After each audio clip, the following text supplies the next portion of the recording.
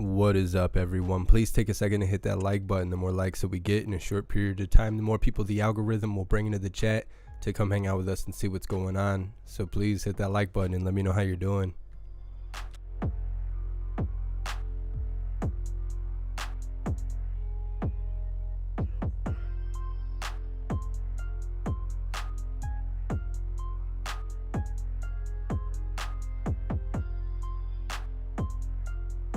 What's up, Sandra? What's up, Troy? What's up, Patty? I've never heard of that place in Texas. What's up, Adriana? Good morning, Captain Seamus. Good morning, Mana. What's up, Proud Ankle?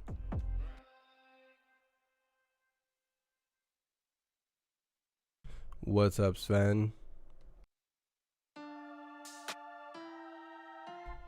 What's up, Cameron? What's up, William? What's up, Shane?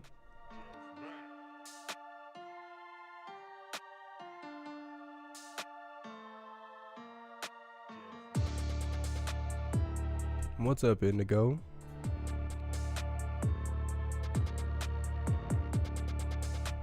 Becky, I have no idea what this is going to be about. Just more lying and crying like always, letting us know how scared we're supposed to be.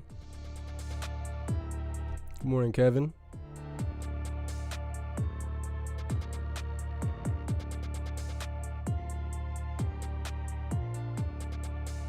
Good morning, Fire. Proud Ankle, my voice sounds like yours. My voice keeps changing, but it never gets it right. I don't know if I'll ever be better again. I think today is day 7. It's rough. Hopefully you start feeling better and you have a gel-like voice by tomorrow. Good morning, Joanne. Good morning, Lisa. I mean, I feel a little better, but I don't know. I can't seem to get all the way better.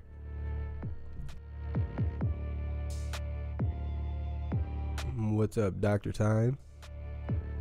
What's up, William? What's up, King of Dorks?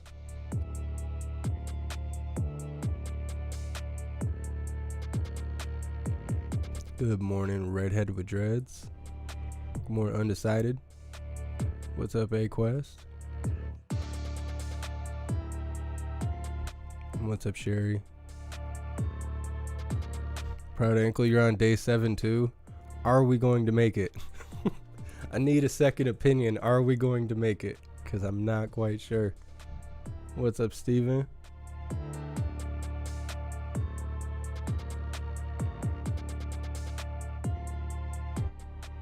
Kevin, no, I haven't got a chance to check that out yet. I have just been looking for things to go live and sleeping. That's like all I've been doing for a week. I want to either die or get better. I don't like this lingering middle ground stuff that I'm dealing with. Thank you so much, Cool Guy, for continuing on with the membership program. You're officially a hooligan. And thank you so much, King of Dorks, for continuing on with the membership program. You're officially a hooligan. What's up, Wild Turkey? What's up, Darth Maul? Happy Wednesday, Cool Guy. I did not realize it was Wednesday. Thank you for being here.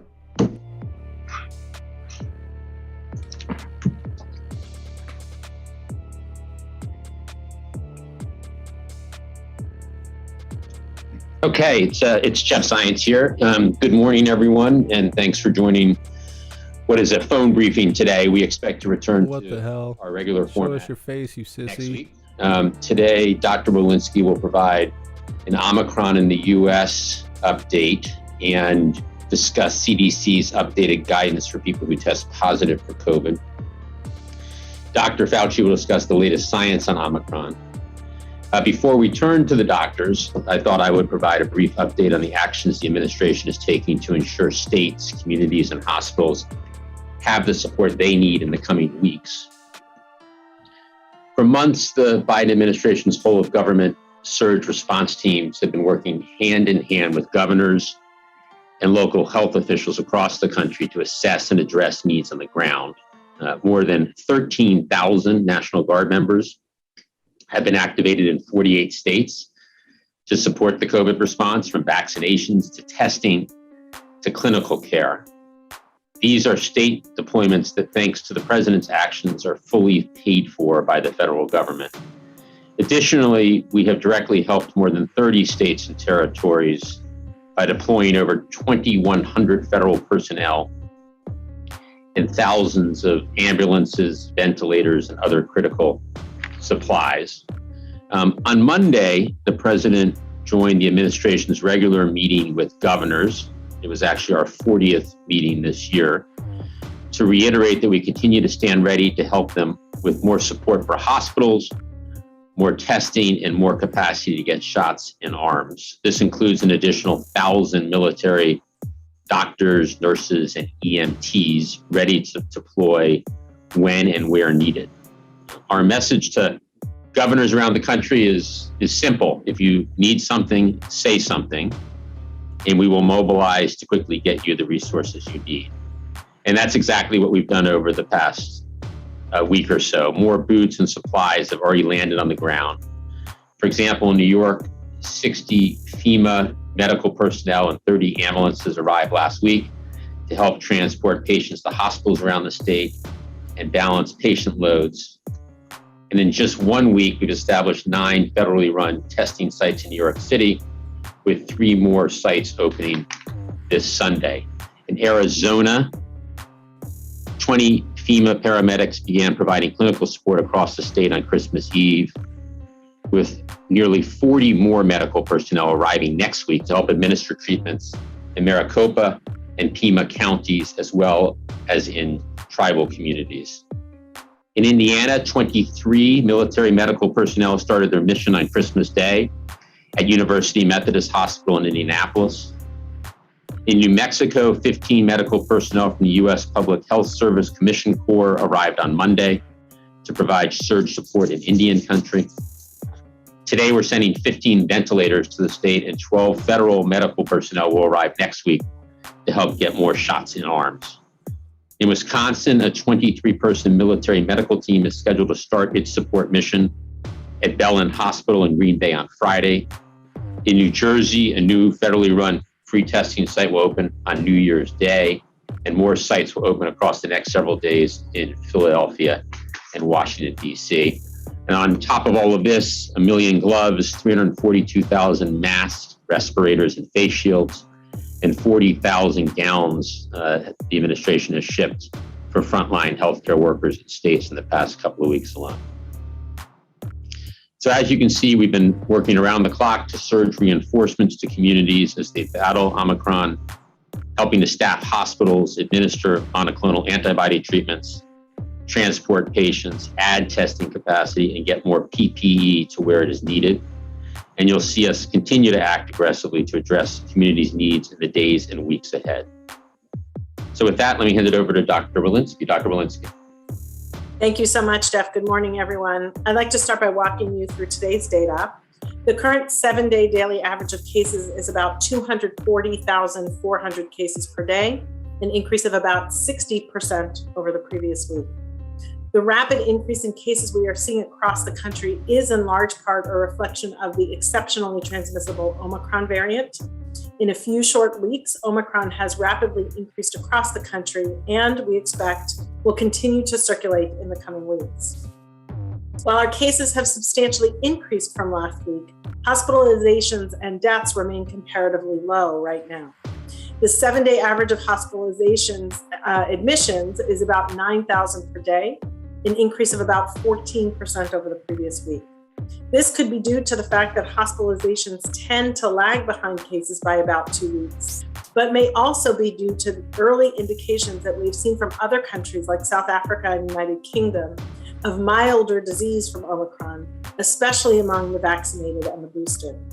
And the 7-day average of daily deaths are about 1,100 per day, which is a decrease of about 7% over the previous week. As you continue to watch these trends, I want to emphasize that this virus has proven its ability to adapt quickly, and we must adapt with it. And it is in that context that last week, CDC updated our isolation and quarantine guidance for healthcare workers as we prepare for an anticipated surge in COVID-19 cases. This updated guidance will help to ensure that hospitals, clinics, and long-term care facilities can safely stay open and remain appropriately staffed, both to handle hospitalizations from COVID-19 and to make sure that we continue to provide the necessary care for those experiencing heart attacks, strokes, and other illnesses. Swiftly thereafter, on Monday, CDC also updated its recommendations to shorten the recommended isolation and quarantine period for the general public. These updates to our recommendations were made to reflect what we currently know about COVID-19 infection, including how long a person is most infectious. Studies have demonstrated that when infection with SARS-CoV-2, people are infected with SARS-CoV-2, people are most infectious in the 1 to 2 days before symptoms develop and the 2 to 3 days after. After 5 days, the risk of ongoing transmission substantially decreases. Let me make clear that we are standing on the shoulders of 2 years of science, 2 years of understanding transmissibility, and a lot of information that we have gleaned from the wild type virus, as well as the Alpha and Delta variants, and more that we continue to learn every single day about Omicron. We do know the vast majority of viral transmission happens in those first 5 days, somewhere in the 85 to 90% range. So if a person can isolate for the first 5 days, they absolutely should. Many are asking, why do we not require a test at the end of the 5 days of isolation for those who are infected? We know that PCR testing would not be helpful in this setting, as people can remain PCR positive for up to 12 weeks after infection and long after they are transmissible and infectious.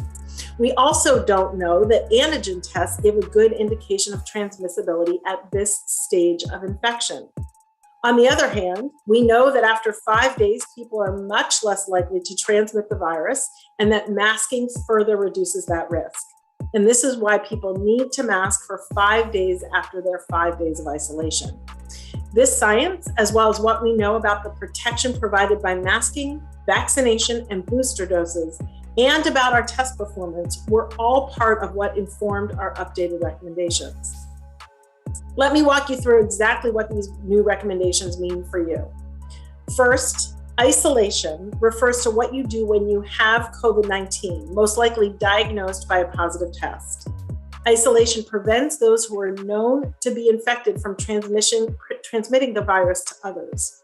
Quarantine, on the other hand, is different. This is what you do when you've been exposed to someone who has disease and are unsure if you yourself were infected. Quarantine prevents further spread of the virus in the time before someone may develop symptoms or from those who are asymptomatic from their infection. If you are infected with SARS-CoV-2, regardless of your vaccination status, you should isolate for 5 days. During periods of isolation, it's best for you to wear a mask around those in your household to avoid spreading the virus at home. After 5 days, if you're asymptomatic or if your symptoms have largely resolved, you may leave isolation as long as you continue to wear a mask around others, even in the home, for an additional 5 days. For those who've been exposed to COVID-19, quarantine recommendations are based on your vaccination status. If you are boosted or have been vaccinated with your Pfizer or Moderna series in the past 6 months, or your J&J shot in the past 2 months, no quarantine is needed. However, a mask must be worn for 10 days following your known exposure, and we also recommend getting a test on day 5 after your exposure. If you're not vaccinated, or you were vaccinated with your Pfizer or Moderna series over 6 months ago, or with J&J over 2 months ago, and have not yet received your booster, you should quarantine for 5 days following your last exposure. After 5 days, you should continue masking around others for an additional 5 days, and you should also get a test at day 5. If it's not possible for you to quarantine, it is really important that you do the right thing and wear a mask at all times around others for 10 days after your exposure. Here, we also emphasize that you should get a test at day 5. And if at any point you develop symptoms of COVID-19 during your quarantine period or your 10 days after exposure, like fevers, runny nose, a cough, headaches, or body aches, you should get a test and isolate until your test results return. And of course, then isolate if your test returns positive. Now, with these updates to our isolation and quarantine recommendations, I want to emphasize the critical importance of masking, which we know decreases the risk of transmission, as well as the importance of staying home when you're sick. If you are sick or have symptoms, it is best for you to stay home and to stay away from others. As we continue to fight COVID-19, prevention is truly our best option. This means for everyone getting, and for those eligible, it means getting your booster. And it means continuing to follow our multi-layer prevention measures, including masking in public indoor settings in areas of substantial or high community transmission, washing your hands frequently, and testing before gathering when possible. How well each of these prevention measures is implemented, as well as adherence to isolation and quarantine recommendations, will determine the outlook in the coming weeks and months. We at CDC are working to provide updated recommendations using science to ease the burden of lengthy isolation and quarantine recommendations. However, these recommendations will only work if people follow them. As we look to the new year, I am hopeful that we can come together and do what is in the best interest of our loved ones, our friends, and our communities. So with that, I say thank you, Happy New Year, and I will now turn things over to Dr. Fauci. Thank you very much, Dr. Walensky. I'm going to concentrate my remarks predominantly on severity or not of this disease. But before I do, I just want to underscore something that we always talk about when we talk about severity, and that is the issue of transmissibility and immune evasion. So very briefly, we know now incontrovertibly that this is a highly transmissible virus. We know that from the numbers we're seeing, but I think each individual person throughout this country is now seeing around them the high degree of transmissibility. With regard to immune evasion, very clearly now we have a number of tests looking at the effect of Omicron on the evasion of immunity from monoclonal antibodies as well as from vaccine-induced antibodies. And clearly there is a degree of immune evasion, particularly against infection and to some degree against hospitalization. However, importantly, and the bottom line message here is that boosters bring back up that degree of protection to a level that is approximating what it was before. So boosters are critical in getting our approach to Omicron to be optimal. Now let's focus on the severity of disease. I'm going to review some preliminary observational clinical data, as well as some selected initial laboratory data. First, the data from South Africa. There have been a number of reports. I'll report here one published yesterday from a large hospital in the Shorten, South African district, added to an earlier report that is very similar. COVID-19 hospital admissions from the Omicron wave were compared to admissions from previous waves. And here is the comparison. In hospital deaths, 4.5 versus 21.3. ICU admissions, 1% from Omicron, 4.3 for others. 45% of patients required supplemental oxygen with Omicron, compared to 99% in a prior wave. Length of stay, 4 days for Omicron, 8.8 days for the second wave. Mean average age, 39 years for Omicron, 49 years for previous waves. The authors note in that study that the changing clinical presentation of SARS-CoV-2 is likely due to the predominantly high level of prior infection and to some extent vaccination coverage, since vaccine level is relatively low in the Republic of South Africa. Moving on to the United Kingdom. In a study of the UK Health Security Agency technical briefing, preliminary analysis was looked at from days November the 22nd through December the 19th. The risk of presentation to emergency care or hospital admissions with Omicron was 60% that of Delta. The risk of hospitalization admission alone with Omicron was 40% of that for Delta.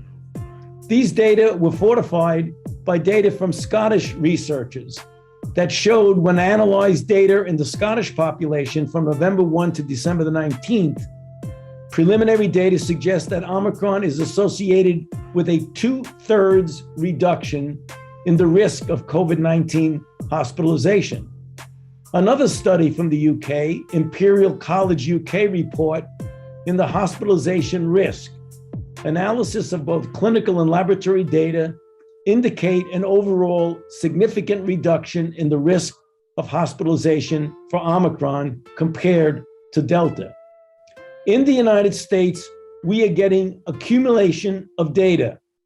The spike in cases is out of proportion to the increase in hospitalization. So if one looks at 14-day averages, the data as of last night indicate a plus 126% increase in cases and an 11% increase in hospitalizations. Now, we must remember that hospitalizations and deaths are lagging indicators. However, the pattern and disparity between cases and hospitalizations strongly suggest that there will be a lower hospitalization to case ratio when the situation becomes more clear.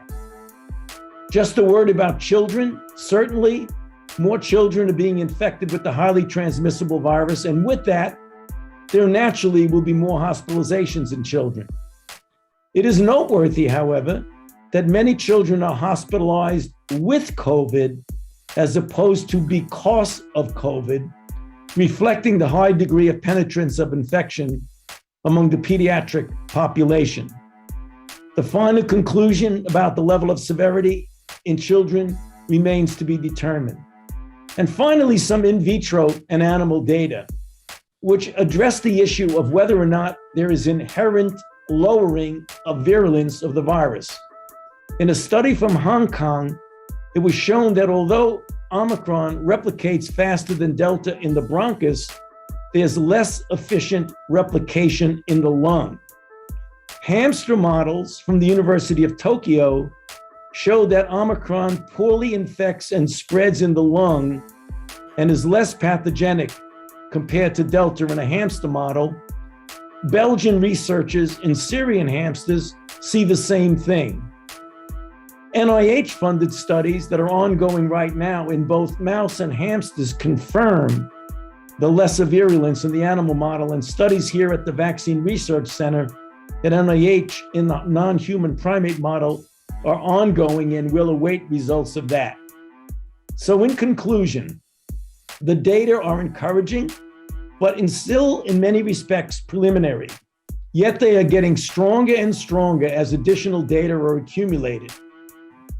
And it is still unclear how these data will translate to other demographically diverse populations in the United States and elsewhere throughout the world. But having said this, all indications point to a lesser severity of Omicron versus Delta.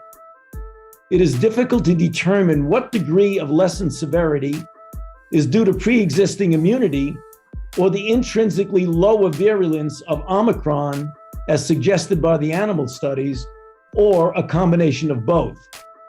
Increased transmissibility of Omicron resulting in an extremely high volume of cases may override some of the impact of the lower disease severity. And so we should not become complacent, since our hospital system could still be stressed in certain areas of the country. And so to repeat what we say so often, and it deserves re-emphasis, the risk of severe disease from any circulating variant, including Omicron, is much, much higher for the unvaccinated. And so adults and children who are eligible get vaccinated, and vaccinated people get boosted when eligible. Back to you, Jeff. Okay, well, thank you, doctors. And let's open it up for some questions. Over to you, Kevin.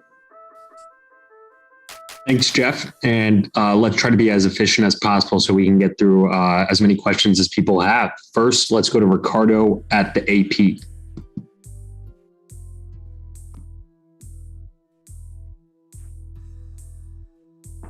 Ricardo? Okay, can you hear me now? Now we can, yes. Thank you. Okay, sorry about that. It was a little slow there. Yes, I'd like to ask Dr. Walensky, what share of the infections that we're seeing now are accounted for by people, are breakthrough infections, basically? So what proportion of the cases we're seeing now are breakthroughs? Same for hospitalizations. What proportion are breakthroughs? And for Dr. Fauci, do you think that we're going to need a fourth shot, another shot, just to keep something like Omicron or whatever might be coming next at bay? Okay, so Dr. Walensky and then Dr. Fauci. Yeah, thank you, Ricardo, for that question. What I can tell you is that compared to people who are who are boosted, if you are unvaccinated, you are 10 times more likely to be a case and 20 times more likely to be a fatality. Compared to people who are unvaccinated, you are 17 times more likely to be in the hospital. So our vaccines are working really well to prevent severe disease and hospitalization and death. They're actually also working quite well to prevent cases, although we do know more breakthrough cases are happening in the context of Omicron. Dr. Fauci?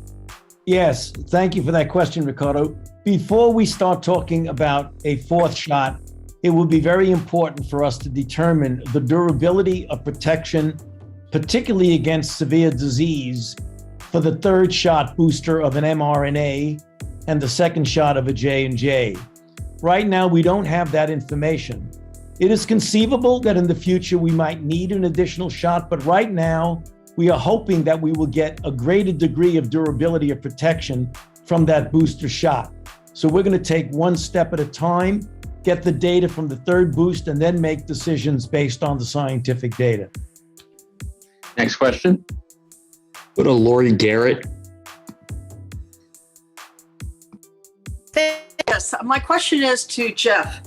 Over the last year and a half, roughly, we've seen a steady escalation in attacks directed personally against Dr. Fauci and generally against public health leadership, including death threats.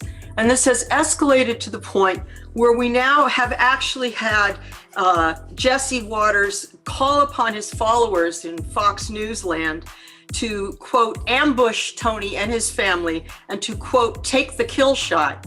And then this was backed up by Steve Bannon, We've had Laura Logan say to her followers that Tony is Joseph Mengele and should be handled accordingly, and so on. And all over the country, public health leaders are getting death threats. They're getting threats against their families, and we have not heard a peep from the president, from the White House, from members of Congress on the Democrat side in the defense of these individuals, nor have we heard anything about the Department of Justice issuing indictments.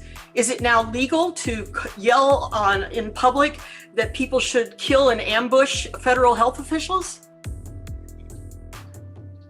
Well, we've talked about disinformation in these types of threats as being completely and utterly unacceptable. The president's been very clear about how much of an impact this type of misinformation is having on the country. So all I can say is that Dr. Fauci is an extraordinary public servant, as are the whole team of public healthcare professionals in the federal government, across state and local governments. They're doing their jobs, and this type of disinformation and these types of threats are completely and utterly unacceptable. Next question. Let's go to Sabrina Siddiqui at the Wall Street Journal. Yes, thank you so much for doing this. I know that there's going to be a clear distinction here between people who are unvaccinated and those who are vaccinated, but when you're looking at the vaccinated and boosted population, is it still your goal to minimize COVID cases across the country? Or at this point, is it more about preventing further disruptions and learning how to live with the virus? So it'd be helpful if you can just kind of articulate where we are at this stage of the pandemic with respect to transmissibility and the expectation that many more people, even those who are vaccinated and boosted, will likely be infected with Omicron. Dr. Fauci, you want to go first here? Yeah, I mean, obviously, as we get further and further in experience with Omicron and perhaps even variants that might come after that, it's very, very clear. For example, with Omicron, if you have a larger number of infections, and as the data that I presented here indicate that looks like a significant lessening of severity compared to others, it becomes much more relevant as to what the seriousness of the impact on society is. We're never going to stop counting tests, but we're looking forward, as I think everyone feels is appropriate, that ultimately when we're going to have to, quote, live with something that will not be eradicated and very likely would not be eliminated, but can actually be at such a lower level of control, namely a control that does not disrupt society, does not disrupt the economy, that it will be much more relevant as to what the level of seriousness of impact is, as opposed to infection, which might turn out to be milder. So we very well may see a transition in that direction as the months go by. Next question. Let's go to Cheyenne Haslett at ABC News. Hi, thank you for taking my question. Can you guys hear me all right? Yes. Okay, great. I wonder, the FDA put out a confusing statement about rapid tests last night, and I was hoping to get some clarity. The statement said they're less sensitive detecting Omicron, but they still work. Can you clarify at exactly what phase people can actually trust rapid tests when they should be using them? And can you give an accurate number, or can you give a number for how accurate they are up against Omicron? And lastly, Jeff, if you have new numbers on what percentage of eligible people are boosted, I think you gave some about 2 weeks ago, that would be helpful. Thank you.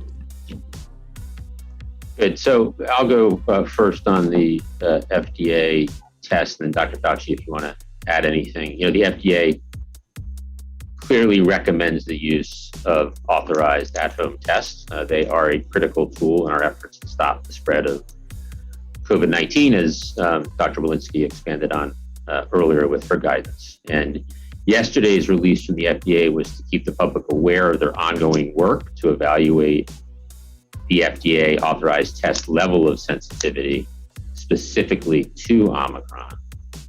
But it's clear that they are recommending their continued use.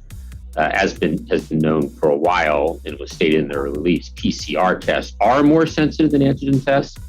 But I want to again emphasize that both are critical tools to stop the spread of COVID-19. Dr. Fauci, or Dr. Walensky, anything to add or subtract there? Well, I think you said it very well, Jeff. When you're dealing with an antigen test, everyone knows from the beginning that it is not, by the nature of the technical aspect of the test, as sensitive as a PCR.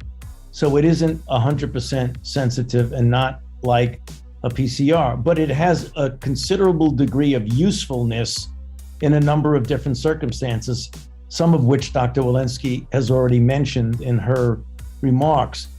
What the FDA was saying, that when they were looking at the sensitivity with regard to Omicron, in some of the tests, there appears to be somewhat of a diminution, not a disappearance, but a diminution of the sensitivity.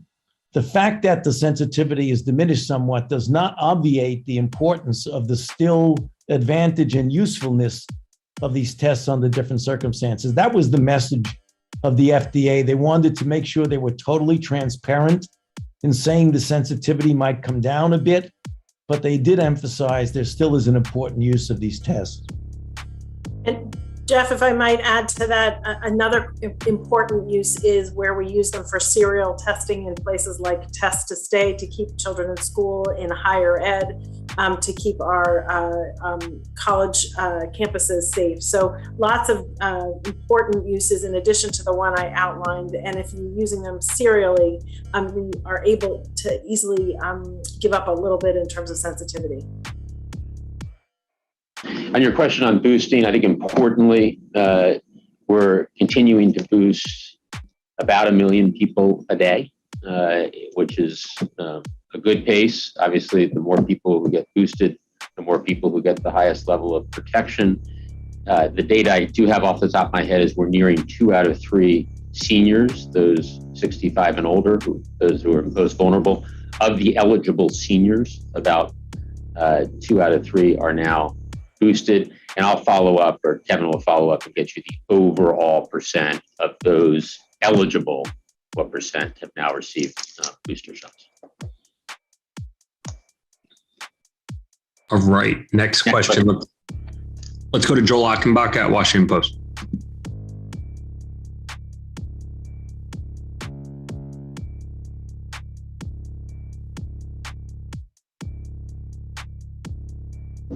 Joel? Kevin, we're not hearing anything on this end. Yes, let's go ahead and go to Jeremy Diamond, CNN. Hey there, thanks for doing this briefing. On the 500 million tests, can you outline specific progress that you've made in getting those 500 million antigen tests rolled out next month? Do you have a launch date for the website and for the arrival of those first shipments? And is there anything that you're doing to ramp up PCR capacity as well? And then secondly, to Dr. Walensky on the quarantine guidance, this is the first time that we've seen you distinguish between people who are unvaccinated and those who are fully vaccinated, eligible for a booster, but have not gotten it yet. So should those people who are more than 6 months from their second mRNA dose or 2 months from J&J no longer consider themselves to be fully vaccinated? Thanks. So on testing and the 500 million tests bought by the U.S. government to be distributed for free, the Department of Defense and HHS are executing on an accelerated contracting timeline. Companies are already submitting information, and we expect the contract to be completed late next week. That means that the first deliveries from manufacturers will start in January. We'll set up a free and easy system, including a new website to get these tests out to Americans. We're actively working to finalize that distribution mechanism, which includes a website where people will be able to order tests for free. And we'll share more details in the weeks ahead, days and weeks ahead. We're able to do this now because of all the steps we've taken to increase testing supply and manufacturing capacity. We have also taken steps on the PCR front to answer your question there. There are tests available at many websites and local pharmacies. Obviously, demand is stronger in certain areas, even higher. And in those areas, we're supplementing, as you know, with federally run testing sites that we've set up in New York City. As I mentioned, we're doing the same in Philadelphia, New Jersey, and Washington, D.C., and we're continuing to work with states to add those federally run testing sites where needed. But tests are available online and in many local pharmacies, the rapid at-home tests. Over to you, Dr. Walensky. Yeah, thank you, Jeff, and thank you, Jeremy, for that question. So our CDC guidance has been very clear that people should get their boost when they are eligible. That is both because of waning immunity and because we need more protection against Omicron. With regard to your question specifically about people who have received 2 doses of their mRNA or perhaps just 1 dose of a J&J vaccine who are eligible for a boost but haven't yet gotten it, we do know that they do have some protection against severe disease and death, but that they do have quite a bit of waning with regard to protection against infection. And since these are guidelines for quarantine, we really wanted to have those measures in place since they have had quite a bit of waning protection against infection. Next question. All right, we have time for a few more questions. Let's go to Asma Khalid at NPR. Hi there. Thank you guys for doing this. 2 quick questions. Dr. Fauci, I know that you have said that you don't think people should expect any requirement in domestic flight travels, any domestic travel mandate. There have been, I'm sure as you all know, a number of public health experts who have been suggesting that would be a good move. So could you explain the science in saying you do not think that should be on the table anytime soon? And then for Dr. Walensky, I know you were on CNN this morning speaking to sort of risk tolerance around the changing quarantine guidelines and the idea that behaviorally also folks were not necessarily going to be under mild symptoms, willing to quarantine for up to 10 days. Can you expound on that for me a little bit? I know that there's been some pushback from people thinking that there are other guidelines that have been difficult for people to tolerate. Kind of case in point is the mother of a toddler keeping a mask on a toddler is one that I think many parents of young children would say is very difficult from a behavioral science perspective as well. So with regard to the issue of traveling, let me make sure we continue to clarify what I've been trying to do.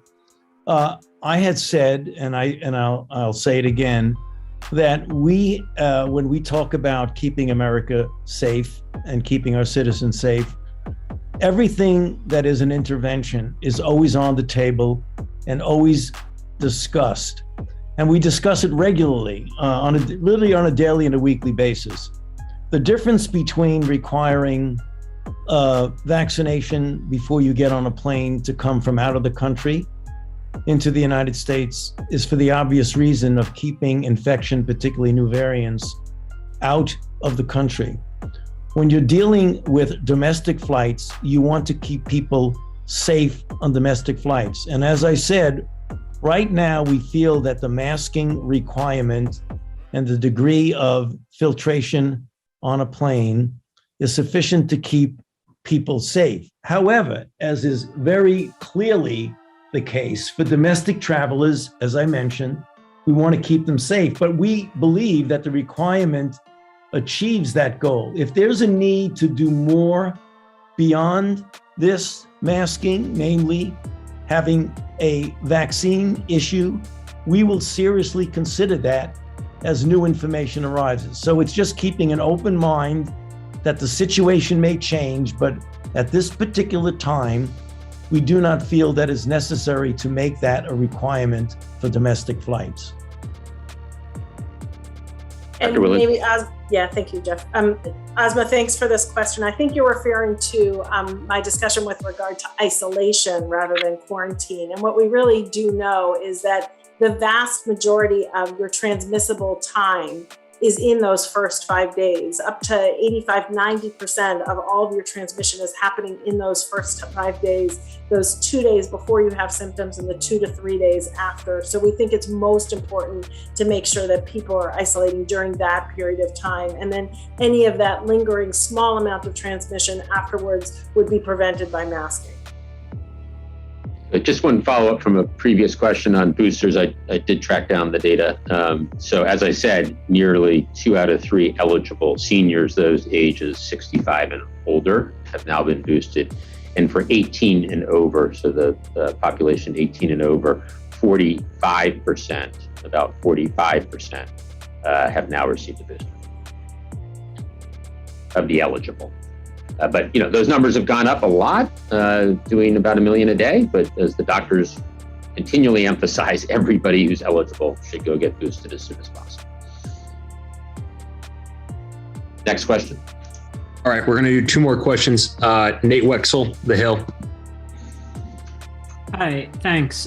Just a question on the isolation and quarantine guidance. Why was there no distinction between vaccinated and unvaccinated with regards to the 5 days? I mean, is there evidence that the virus is going to be less contagious after 5 days, no matter what your vaccination status is? Yeah, thank you for that question, Nate.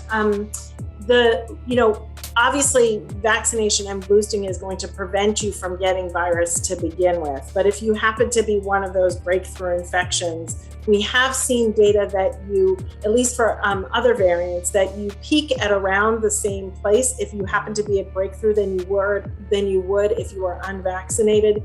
You may have a slightly steeper rate of decline than if you were unvaccinated, but in fact, most of that is still happening in the first 5 days, and therefore we didn't feel like we had enough granularity to distinguish between the two. Next question. Last question. Let's go to Evan Lambert at News Nation now. Thanks for taking my questions. I have 2. So I'm still a little bit unclear on why isolation guidelines don't include suggesting a negative antigen test. If people can get one, why shouldn't they check to make sure they aren't infectious before they leave isolation? And then the second one, I guess maybe for Dr. Fauci, can we get a clear recommendation? Should Americans cancel their New Year's Eve plans? Thank you. Dr. Walensky. Yeah, so we do know that certainly a PCR, you can stay positive in your PCR for a long period of time. But with regard to the question of your antigen, is we do not know how well those antigen tests perform at day 5 in detecting transmissibility. And it is for that reason that we would say, even if you had a negative test, we would want you to mask. And even if you had a positive test, we would also want you to mask. And therefore, given that these antigen tests are not authorized for use in this way, we did not recommend them at that time. Dr. Fauci, New Year's Eve. Yes, thank you very much for that question. So similar to what I said for the Christmas holiday, it goes true here. If you are in a situation with a family setting in your home with family, parents, children, grandparents, and everyone is vaccinated and boosted, although the risk is never zero in anything, the risk is low enough that we feel you should continue to go through with those plans of having a home-related, vaccinated, boosted gathering with family and close friends who are also vaccinated and boosted. So it really depends on what your plans are. You said, should you change or cancel your plans?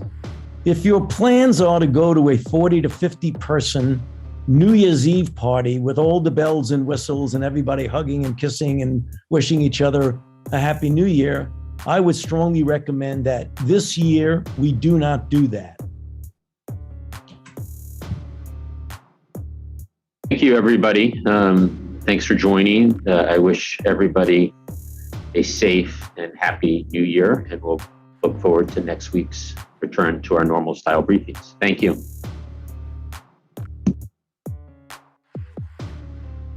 What a bunch of nonsense. A little bit more than normal. They should have provided a chart or something with all those numbers they were saying in the beginning about how long you're supposed to quarantine based off how many jabs you got in your bow. Is your bow a little sore and you can't sit down? Well, you only got to quarantine for 13 hours. I don't know. Whatever. Let's get ready for the Pledge of Allegiance.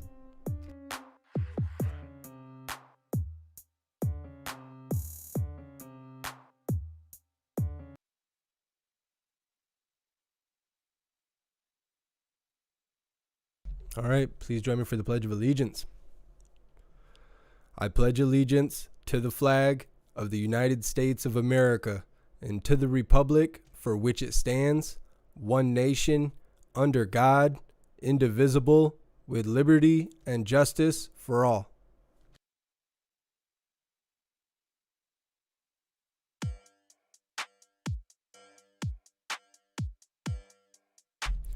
I swear I feel significantly more ill after hearing those idiots talk.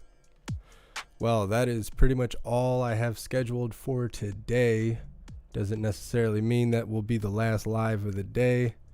Hopefully we'll find some rallies or something going on. It's been so slow, but it was this way last year too. The last week of the year. We'll see what we can find. Also, I'm still trying to figure out what we're going to do for New Year's. I would like to go live for New Year's Eve. I just got to figure out what we're going to watch, because everything usually has so much commercial music that we'll get copyright strikes, or we'll be watching muted videos, and that's not fun. So we'll figure something out. I do have intentions, all the intentions of going live for New Year's Eve, and I hope to see all of you here. Either way, we're going to wrap this up. Hopefully we'll find something to cover later today. Otherwise, I will see you guys tomorrow for more Lying and Crying from the White House. Thank you guys for being here. Big shout out to everyone that made donations, joined the membership program, or purchased any merch. I really appreciate all of you, and I wouldn't be able to do this without you. So thank you guys so much for all your support. You guys are awesome. Well, hopefully I will see you later today. If not, enjoy your day, and I will see you tomorrow. Until the next live, stand tall, shine bright, and that's a wrap.